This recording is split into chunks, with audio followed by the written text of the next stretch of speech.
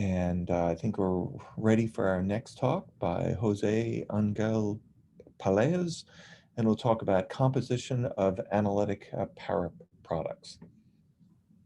Okay, thank you so much. Well, I like to thanks to the organizers for this opportunity and for their effort to organize this program.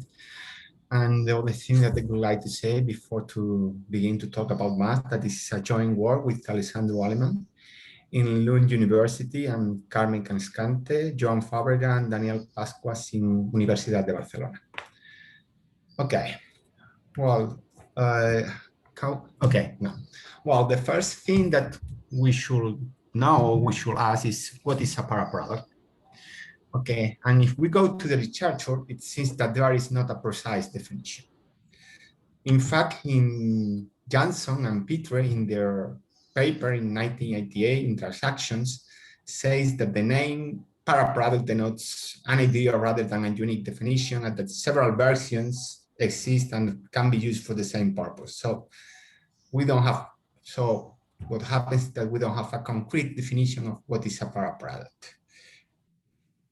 If we would like to know the origin of what is a paraproduct, then we should go to a Bonis paper in 1981, and maybe go back to a paper by Alberto Calderón in 1965 about commutators of singular integral operators. And if we are interested in this concept, I would like to point out that there is a nice note by Benji, Maldonado, and Naibo in Notices of American Mathematical Society, where they give a kind of definition. They say that a paraproduct is a bilinear non-commutative form, lambda, that satisfies product reconstruction up to a small error. So we may have here some other terms, a Holder type inequality, and a Leibniz type rule. So this is more or less what we think that is a paraproduct, okay? Well, now we are going to present the standard notation, our notation, and our setting. We are going to work on the unit disk, and h of d denotes the space of all analytic functions. We are going to use a different standard notation for Riemann spaces. All of us know that there are essentially two notations for Riemann spaces. I'm going to use the other one, AP alpha, for the Riemann space, and I'm going to abuse a little bit of the notation, and AP minus 1 is going to denote the classical Hardy space HP, where P belongs, where P is not infinity, okay? And this is the notation for the node. So the first parameter denotes the exponent of the weight, and the second parameter denotes the exponent of the function, right? Well, two other spaces that are going to appear in the talk are the classical block space. B is going to denote the classical block space, and BMA, that we know that is the subspace of H1 functions whose boundary values have bounded mean constellation. Well, and now we are going to present our operators. If we have an analytic function, mg denotes the points-wise multiplication. T of f denotes of the integral of f times g prime, and s of g we'll do on the other way around, f primes times g.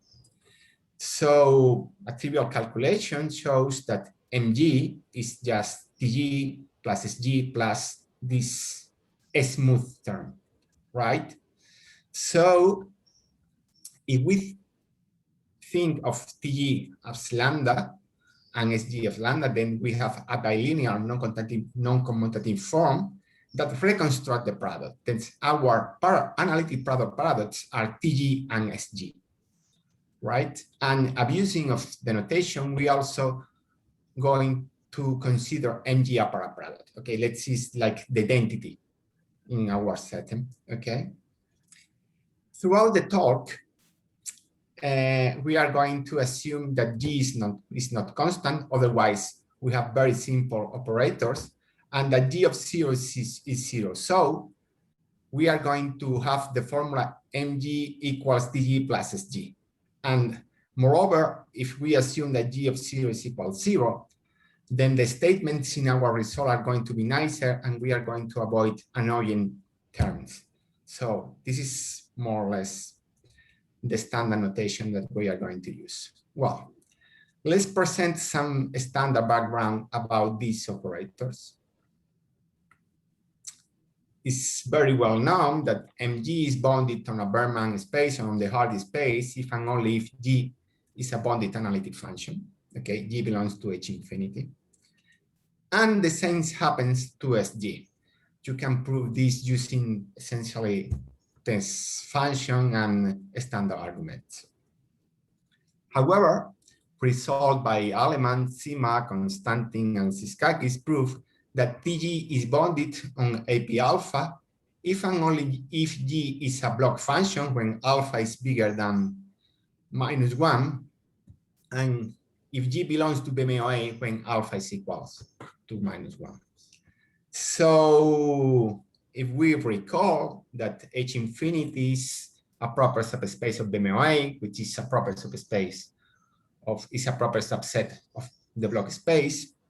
So this formula that Mg is Tg plus Sg.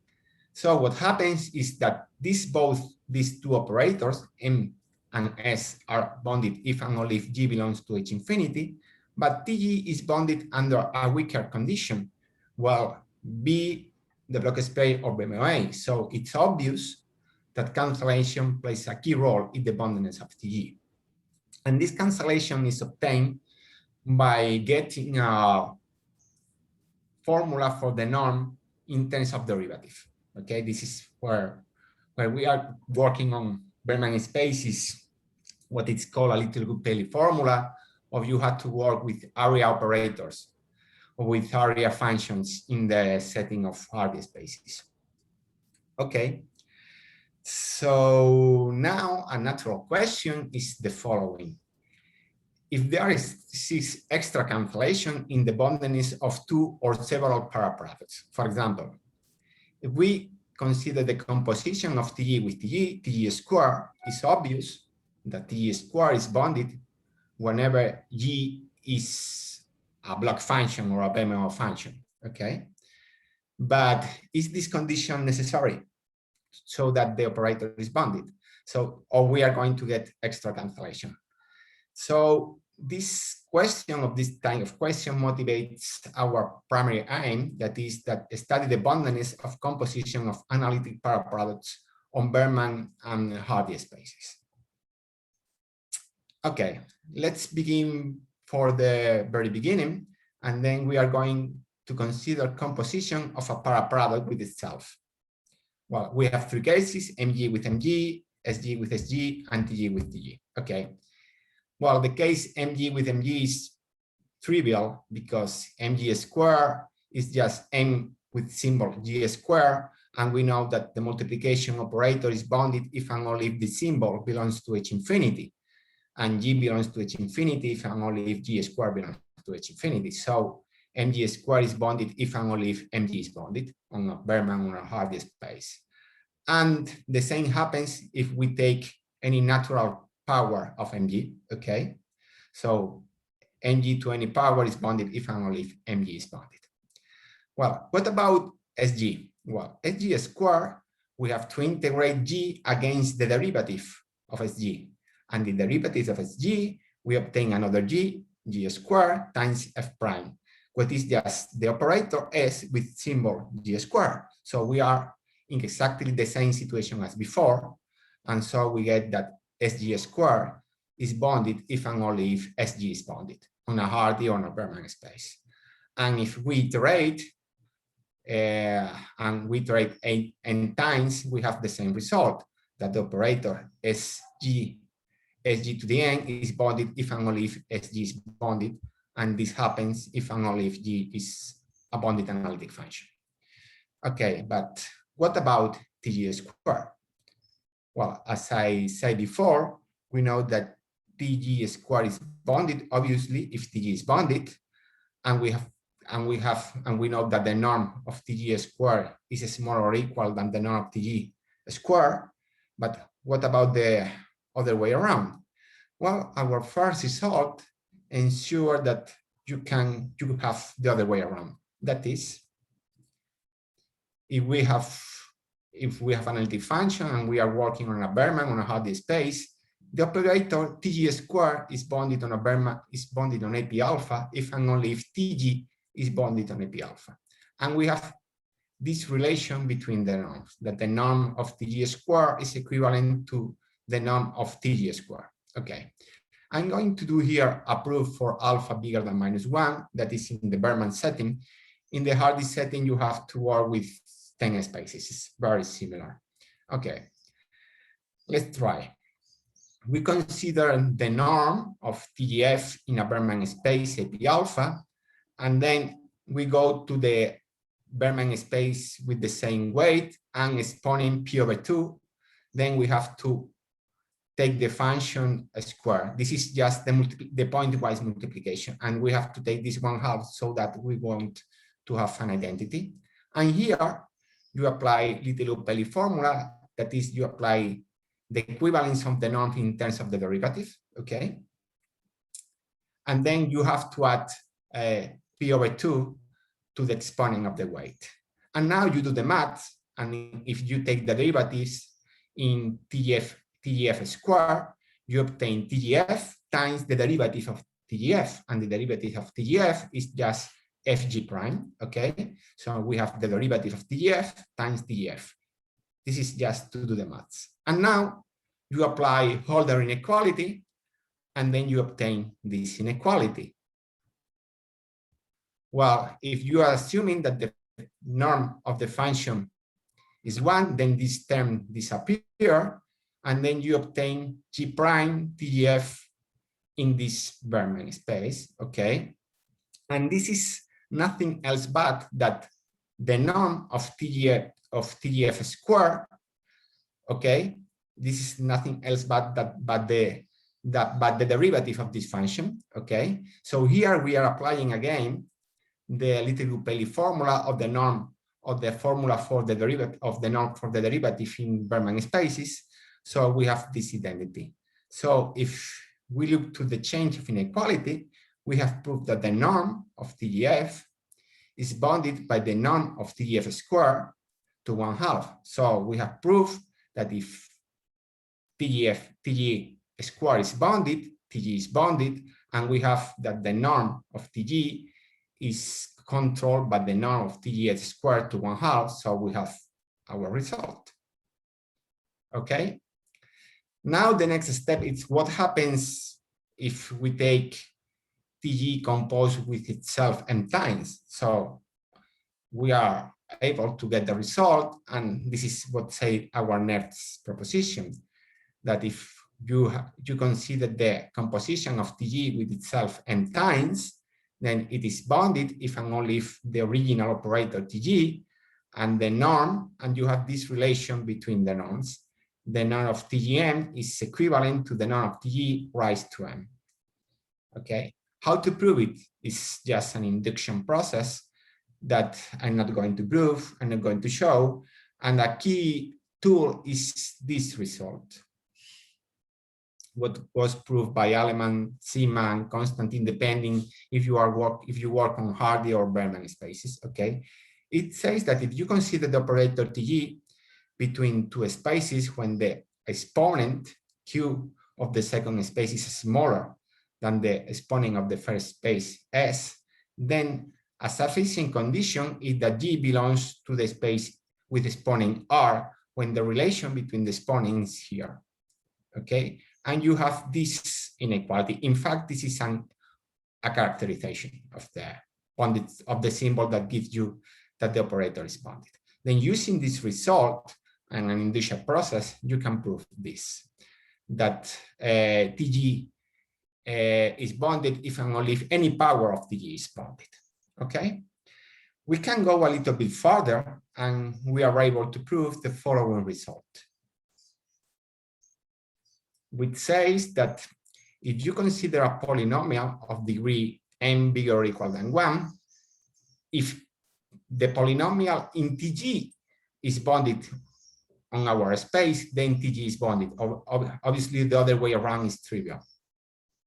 And I'm going to show here a sketch of the proof. Well, we have our polynomial, okay, and we are going to assume for the very beginning that this analytic on the closed unit this means that G is analytic in a bigger disk than D. In fact, you can think of G as here in this proof as a delayed function of G, okay? And now let's see to these inequalities, okay? This first inequality, okay, is just the previous result.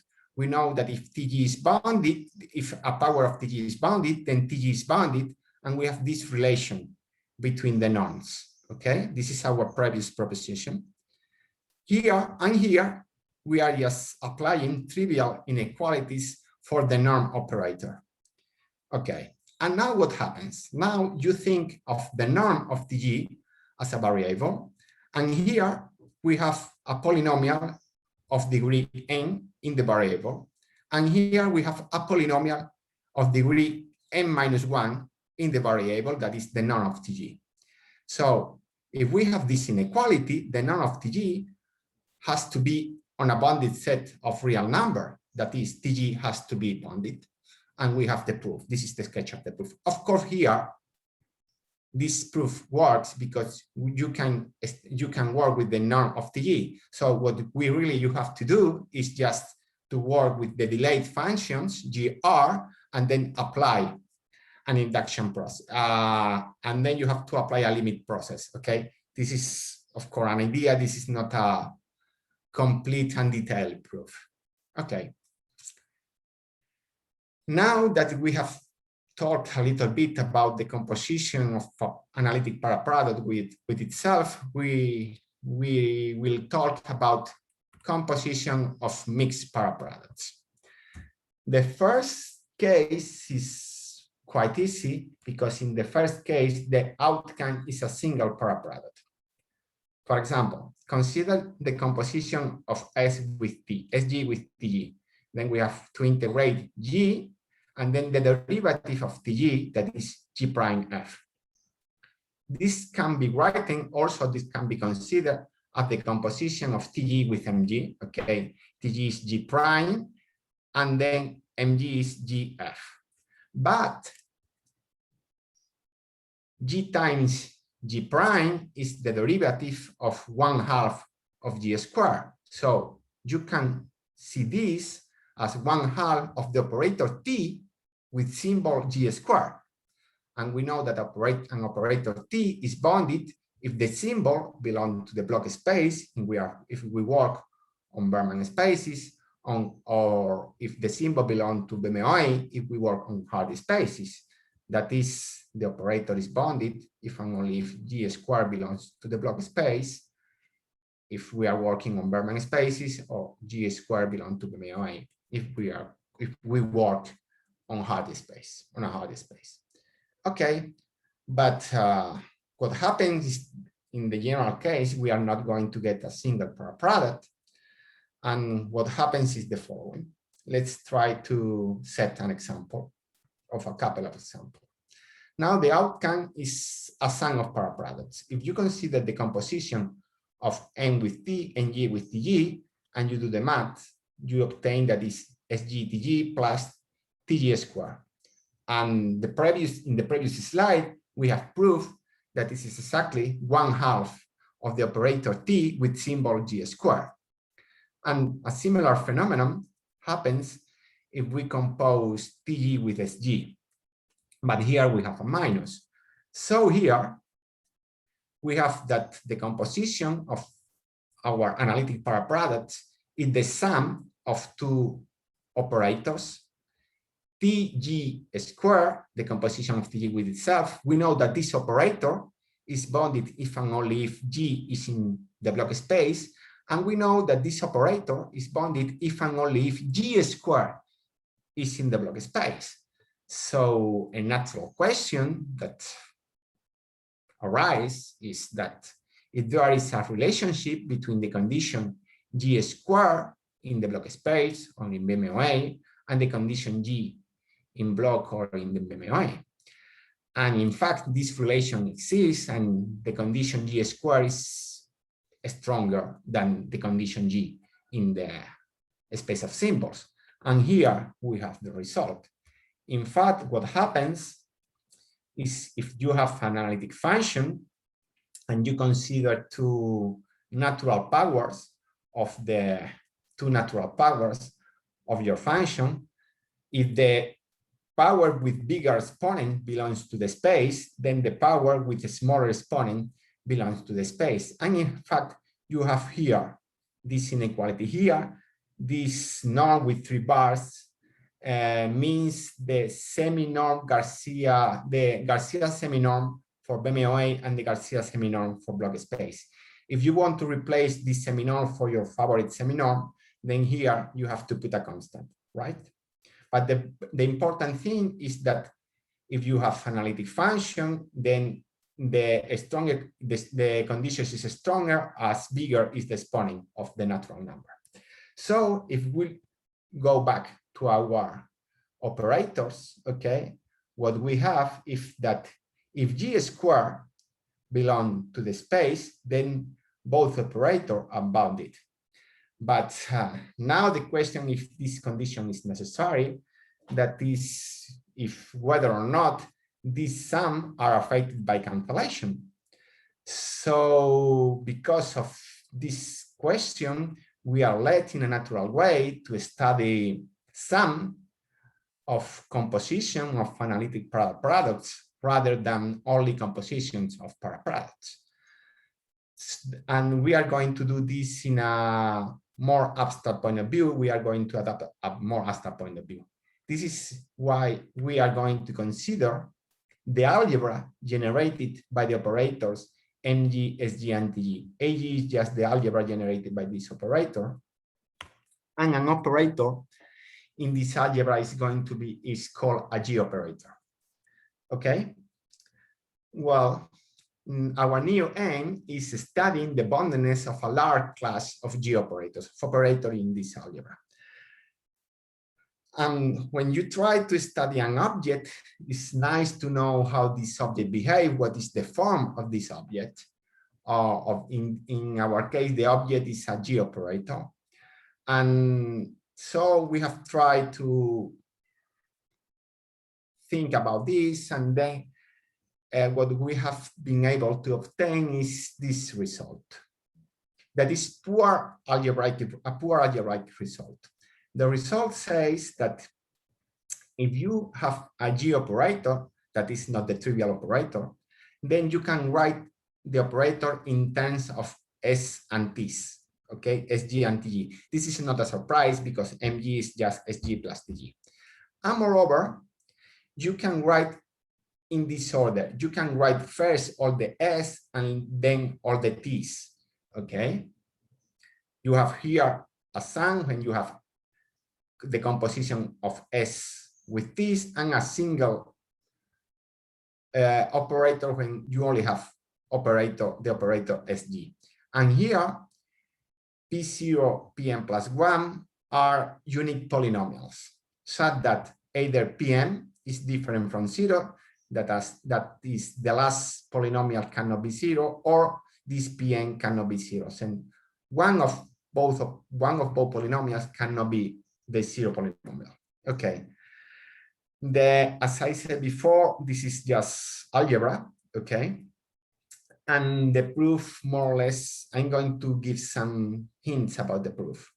The existence of these polynomials is proved by an induction process based on the formula of this formula. Okay.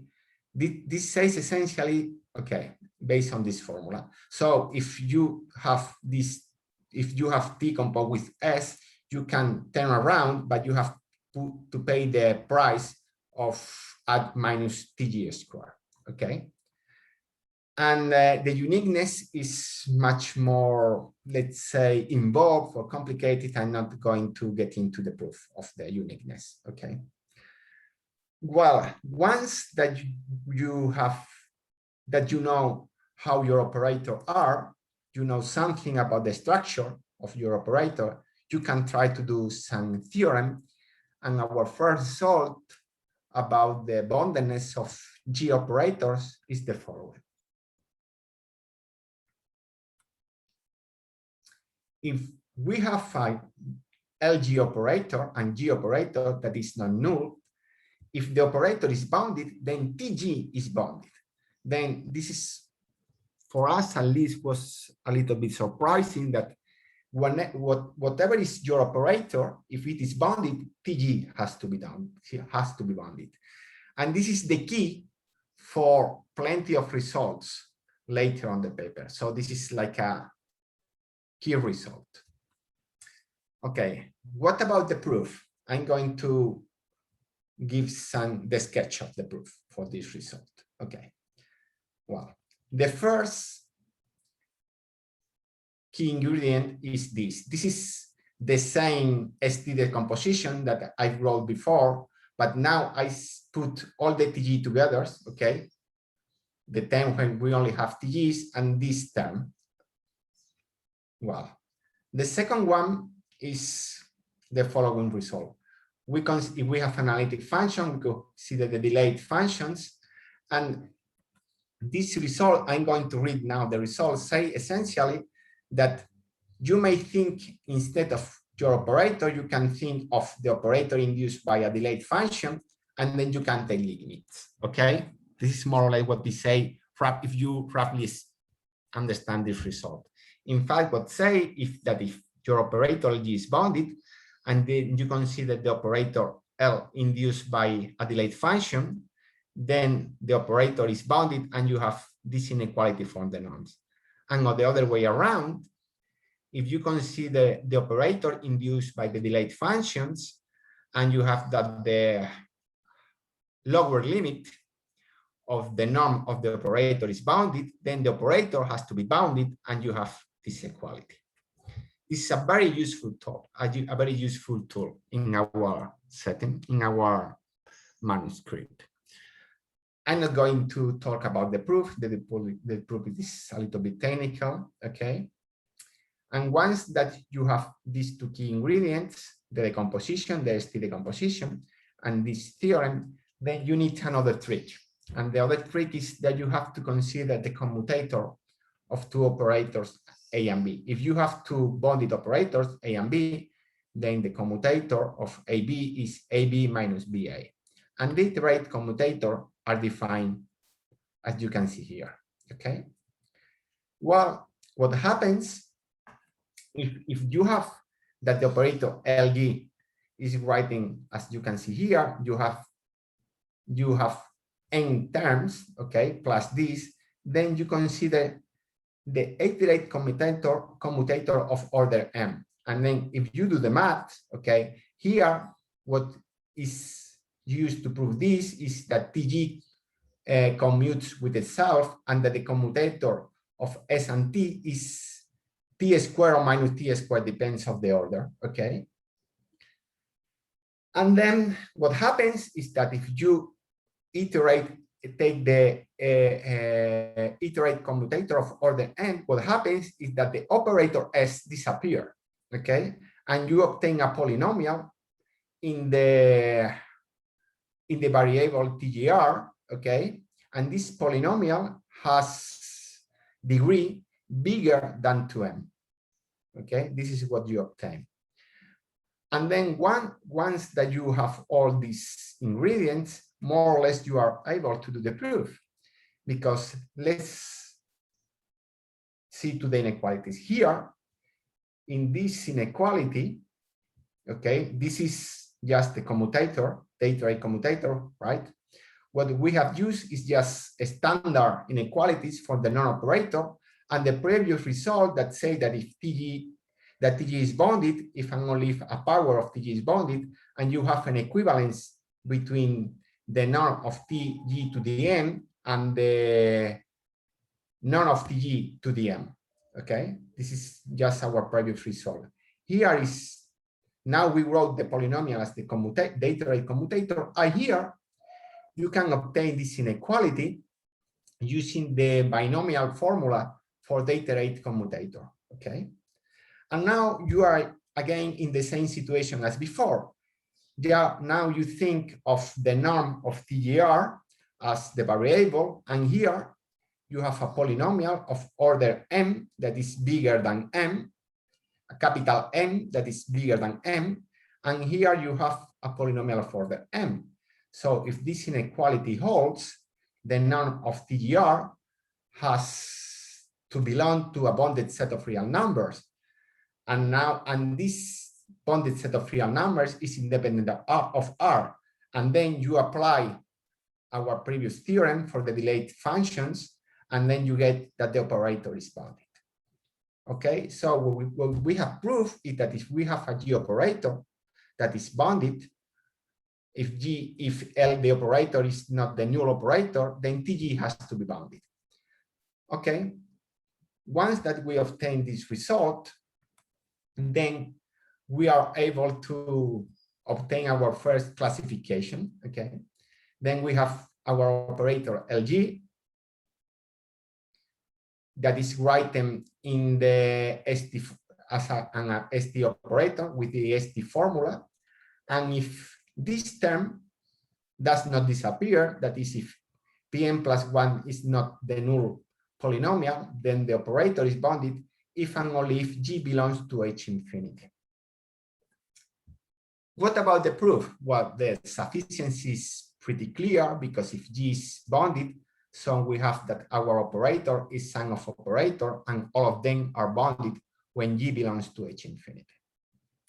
And for the second one, and for the necessity, what we do is more or less the following. We consider the operator induced by the delayed functions, okay? And then the operator induced by the delayed function is just a multiplication operator by a polynomial in the variable gr, okay, plus a compact operator. And now you apply these functions, and you use something that have appeared in the previous talk by Professor Axler, which says that if you have the Berezin transform or the Poisson transform of a continuous function in the closed unit disk, and then you take limit of C when you approach a point on the boundary, this is just the value of the function on the boundary. Using these two key tools, you can prove the necessity for this result. So we have that if we write our G operator as its ST decomposition, whenever Pn is not 0, then we have that the operator is bounded if and only if G is a bounded analytic function. Then the next question is what happens if Pn plus 1 is 0? Well, if Pn plus 1 is 0, we are able to say something. Again, we consider the G operator, and then we have the ST decomposition, and we know that this part has disappeared. Okay, so we only have this sum here. Okay, then in the first case, we have that Pn plus 1 is 0, so this part disappears, and Pn is 1. So here we have a leading term. Then what we have proved is that the operator is bounded if and only if G to the power n plus 1 belongs to the block space when you work on a permanent space, or G to the power m to the exponent n plus 1 belong to the BMOI space when you work on a Hardy space. Going further, we have proved that, but this part only works for Bellman spaces. Here we have to assume that alpha is bigger than -1. Then not only when Pn is just the constant polynomial 1 or a constant polynomial, whenever Pn of 0 is different from 0, L is bounded on a Bellman space if and only if Gn plus 1 belongs to the block space. Okay, what about the proof? Okay, let's observe that if we consider the composition of SG n times with TG, then this is nothing else but essentially the operator T with symbols Gn plus 1. So here, if Pn is 1, we have this term appear is just the last term here, when you take key equals m. And then the rest of the operator in this sum, okay, because this term has disappeared, are bounded where G belongs, where Gn plus 1 belongs to the space of symbols. So all the operators are bounded, and so we have that the condition is sufficient. A similar argument proves in this case that the condition is sufficient, okay? What about the necessity? The necessity in the first case can be proved using all the machinery that we have created in the previous result, and a similar argument to that I have exposed previously. And the proof of the necessity in the second case is much more involved. In fact, the necessity part of this second item, which is valid only for memory space, is based on precise point-wise estimate for the block space. And because of that, we are not able to prove the second part for the hard space, because we have to deal with the BMOI space, and we know that that point-wise estimates have to be replaced by means on Sunset, on the Carlson squares, and we are not able to do this argument. We are not able to finish this argument. So this is the result of what we have.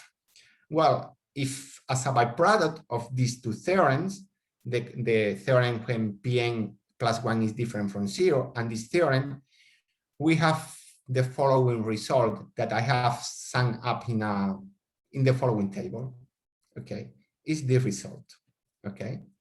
That we have characterized the bondedness of the composition of any two paraproducts. So if you consider an analytic paraproduct composed with itself, then TG squared is bounded if and only if this means the space of bounded operators on a Hardy or Bellman space. Then TG squared is bounded if and only if G belongs to the block space. SG squared is bounded if and only if G belongs to H infinity. And HG squared is bounded if and only G belongs to H infinity. Then we knew the diagonal.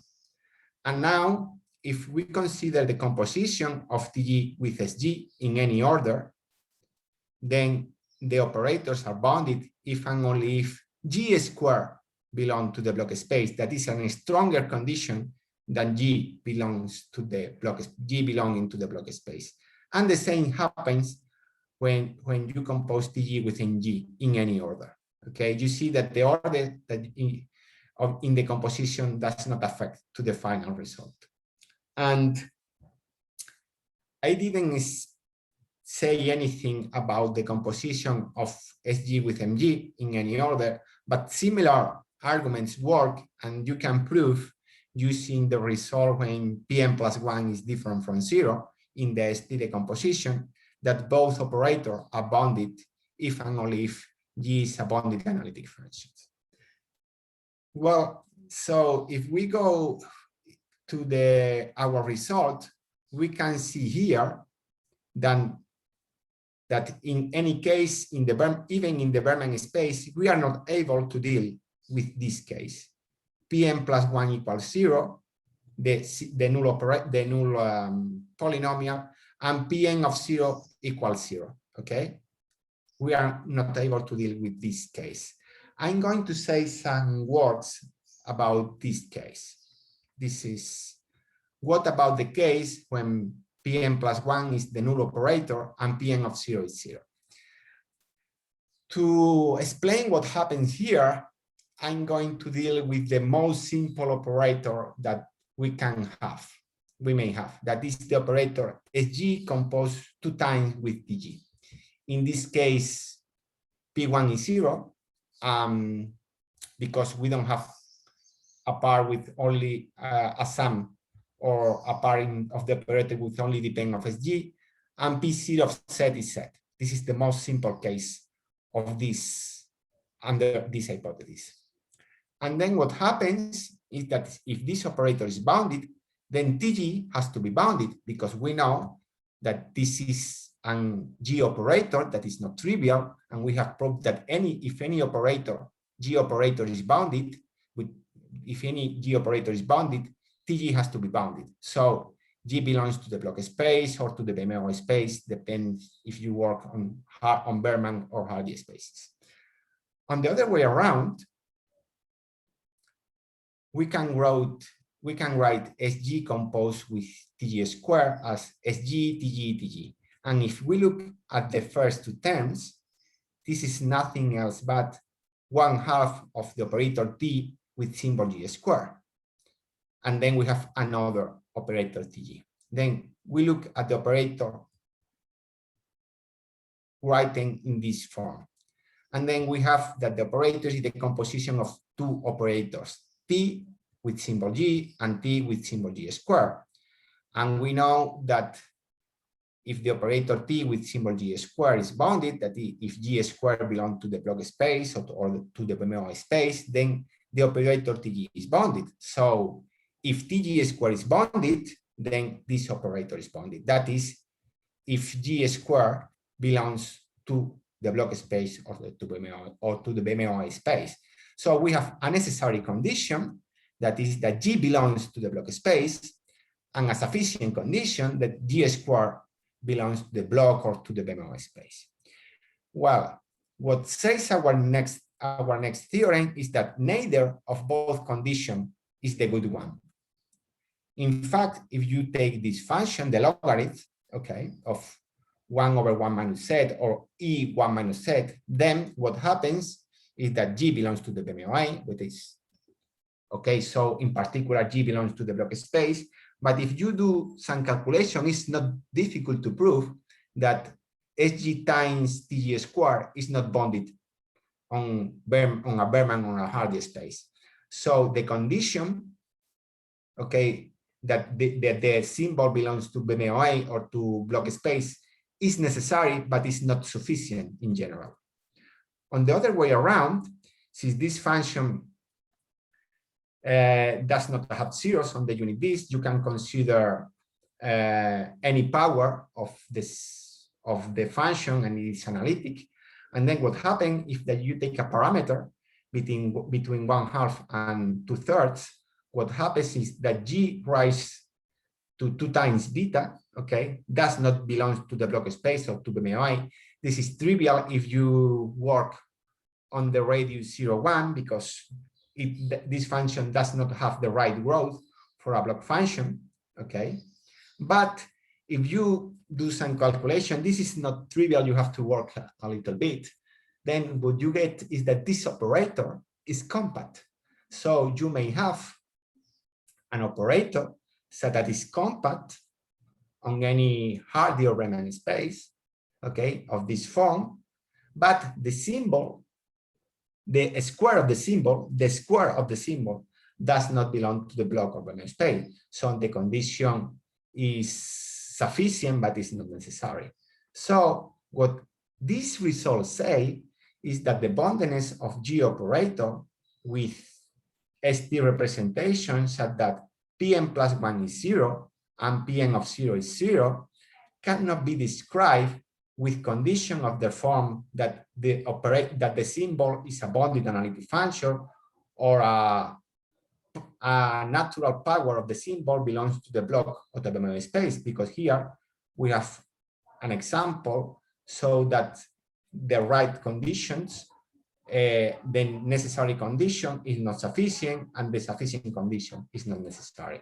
So here we are in a much more difficult situation that we have to look for. We hope to investigate in the close future. And that is all that I want to say. Thank you for your time.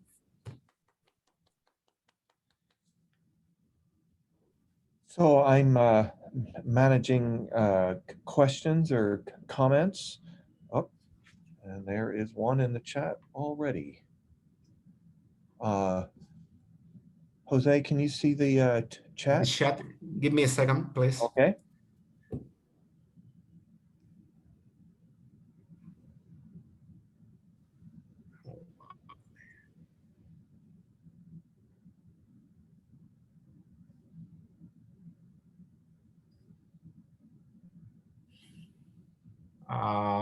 it's some, well, this is the condition about bacillus, okay? It says that if you have a managed space, okay, then G is Mg, okay, with my notation. Mg is bounded if and only if G is in infinity plus the condition of on Tg that give the boundedness on Tg.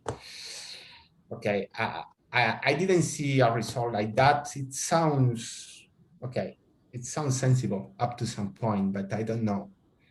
Really, I don't know the answer. It sounds sensible. Then maybe understand a hypothesis. You can have this. I don't know. Then at first glance, I don't have a counterexample. Okay, so it sounds a good question. Okay. Are there any other comments here? Just shout them out or put it in the chat.